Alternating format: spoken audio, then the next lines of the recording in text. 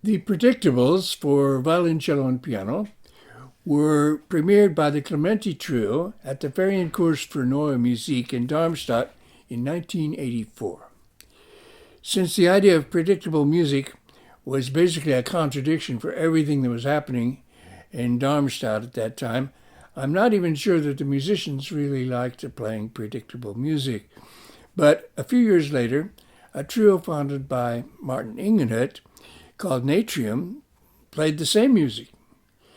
Ingenhut had premiered many pieces with his Ugly Culture Trio in the 1970s, including my own Narayana's Chaos, and the musicians in his ensemble Natrium later on really seemed to enjoy playing this predictable music. And the recorded sound is better as well. So, this is the interpretation we're going to hear today, recorded in a concert in 1997.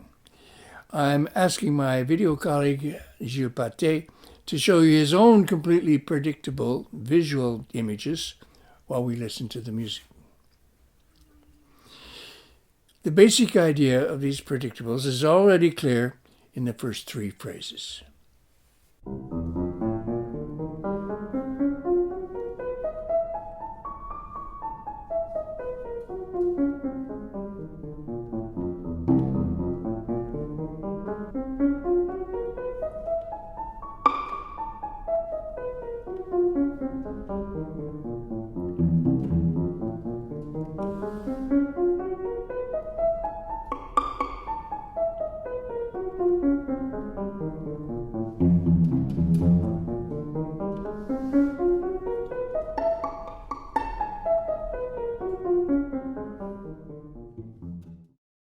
So now that one, then two, then three notes of the piano arpeggio have been replaced by the violin and the cello, it's not difficult to imagine that we will go on to 4, 5, and 6 notes.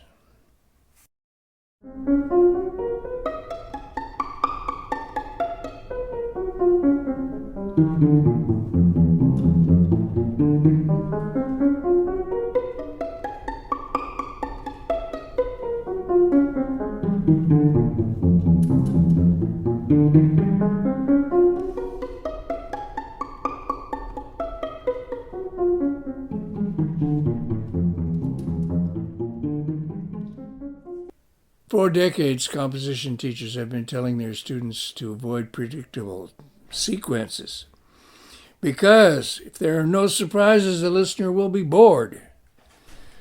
But when we confront total predictability, as here, it is actually rather interesting just to follow along with what is happening. One reason for this is that eventually there will clearly be no further possibilities, and the music will just have to stop. Predictability is not unique in my music.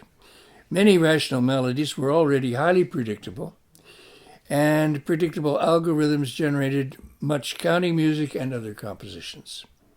But here, rather obvious progressions are the complete content for 7 different movements, all of about the same length.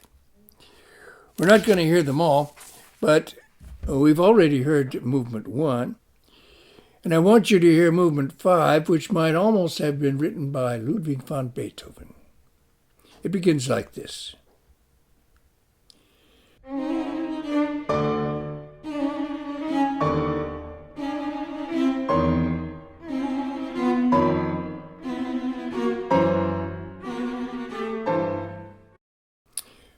Beethoven wrote many piano trios, and he liked tremolos that progressed in predictable ways, usually making crescendos at the same time.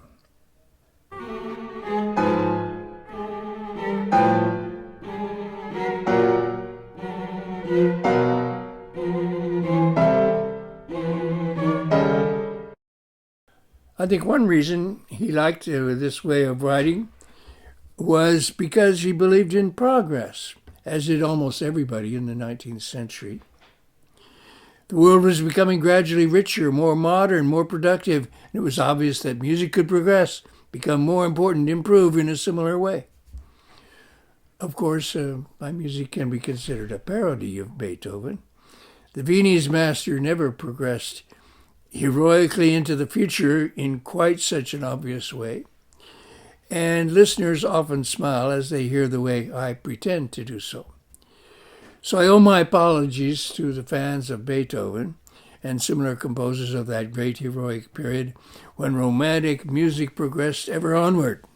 Still, I'm pleased to have shocked the people in Darmstadt a bit, to have amused many listeners, to have made the point that predictability is not necessarily bad. The problem, of course, is that in music, as in everything else, progress cannot continue forever. There comes a time when you just can't go any further.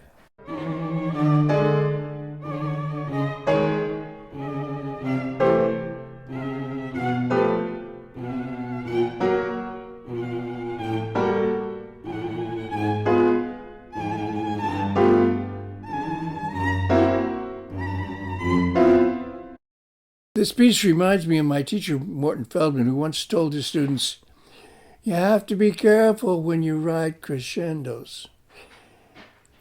They sometimes express things you didn't really want to say." And I know, because I wrote a crescendo once. I think it was a mistake. Of course, Feldman didn't believe at all in progress, and that's probably why most of his music is very soft and hardly ever changes dynamic. But there's more to say about predictable music and about this particular piece, so I want to talk a little more while we listen to the last movement of Predictables, which is actually several predictable sequences.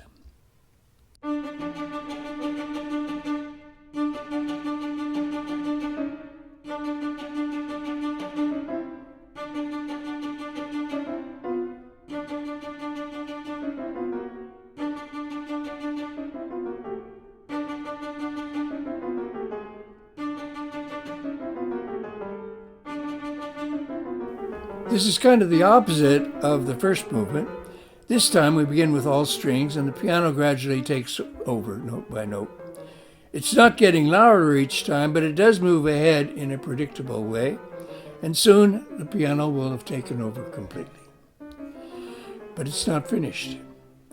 Now the strings are coming back at the ends of the phrases, adding a note each time.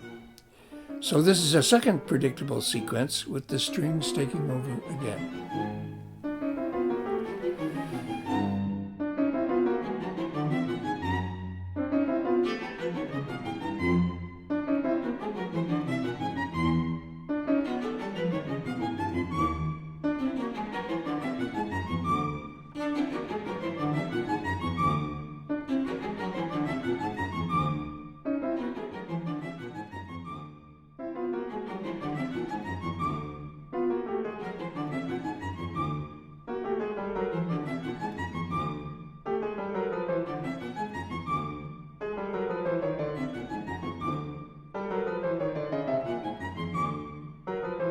But now a third sequence begins, with string music becoming piano music one more time, and soon you'll hear a fourth sequence with the strings playing repeated notes at the beginning of each phrase.